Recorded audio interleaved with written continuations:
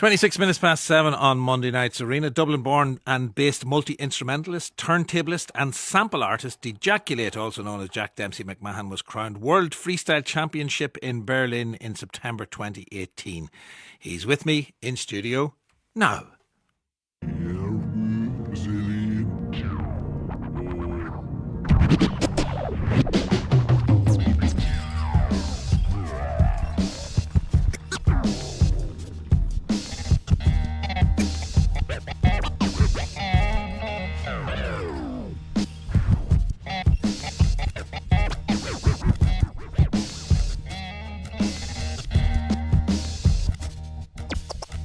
It's time for some trouble. What are you planning now? Life's never boring when you start making trouble. Oh, you're in so much trouble. Oh man, what I do now? I love Trouble. I don't intend to change. I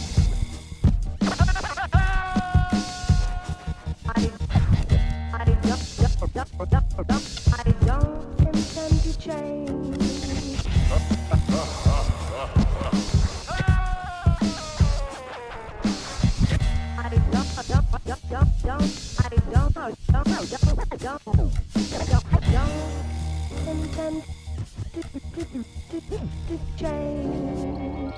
The way I am is the way I am. I haven't got a lot. I don't need a lot. PC computer. I'm praying for rain. I don't intend to change. Who said I was gonna make trouble?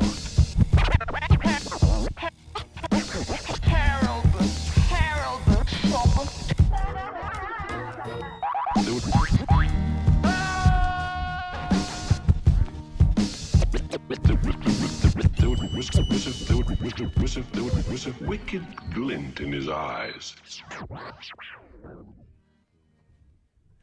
Djackulate, Jack Dempsey McMahon there with a piece that I've decided to call Trouble. Don't know what do you call it, Jack? Would you go with that? It's technically called Praying for Rain, but I was going to call it Trouble, but yeah.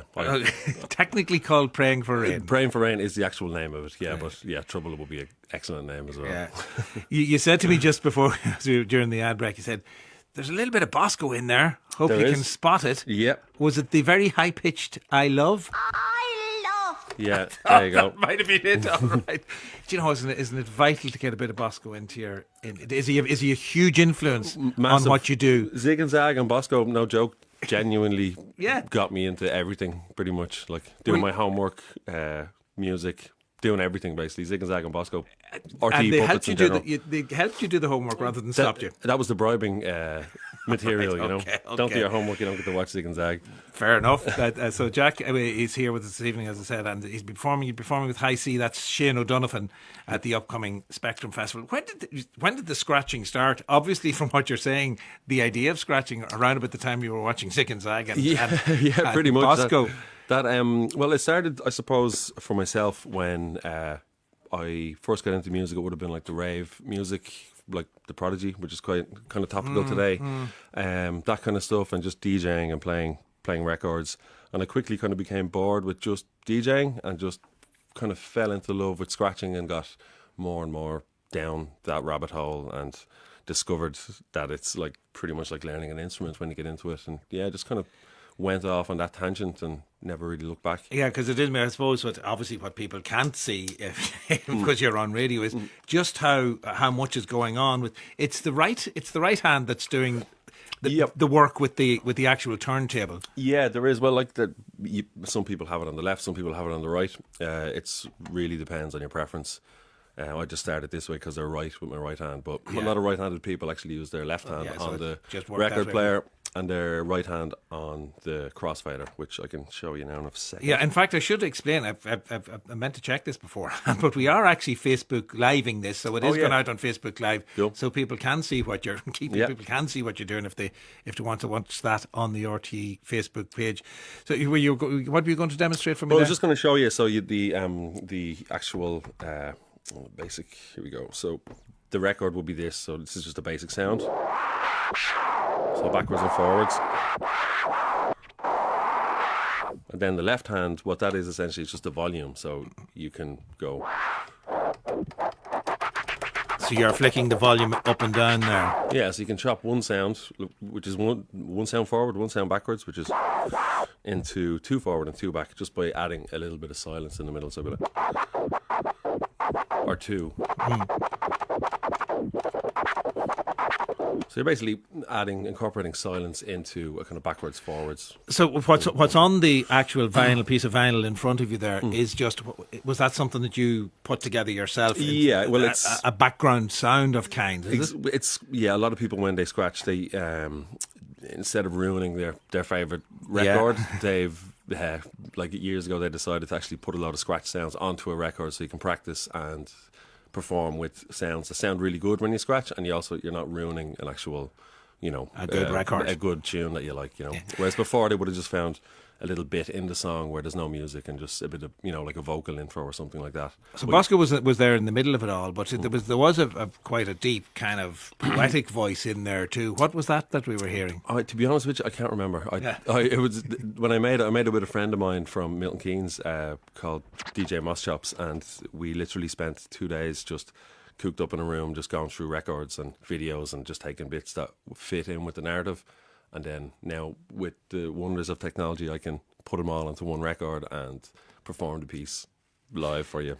But it's who knows where it's from. But you actually, is it an interest in particularly in wind instruments, or did you actually play a wind instrument somewhere along the way? Yeah, no, I started learning the sax about 10 years ago, 12 years ago. So I've always had an interest in other music. Most of my friends, I kind of had 2 factions of mates. One would be like DJ electronic music kind of mates, and then I'd have my band music mates, and I was kind of somewhere in the middle. So I got stuck with the equipment from my dance mates, but the mindset of my instrumentalist music mates. So that's kind of why I got into it. But yeah, I learned sax, and I'm interested in like Irish music, flute, whistle, uilleann pipes, that kind of thing. So I like to try and incorporate those kind of sounds into my set. And I mean, would you record aspects of that yourself? Yeah. Then would you just put down whatever a saxophone sample, or even an uilleann pipe sample? I've lots. I've done that more than any other instrument. I've recorded my uilleann pipes loads, and with this, because you can actually change the speed, so you can essentially make your D drone into any note you want. So it's quite fun when you're actually manipulating something on record that you've recorded yourself. So you can actually, with the drone, do you have anything there with that drone?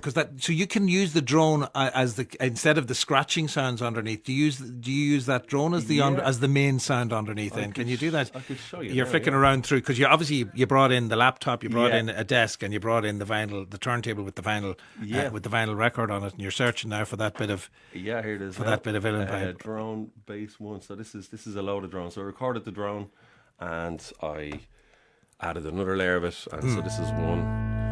So now let me see. So you can kind of actually made a little like a slow air kind of thing with this. This is the basic using cue points. So this is my uilleann pipes that I recorded with the key changed.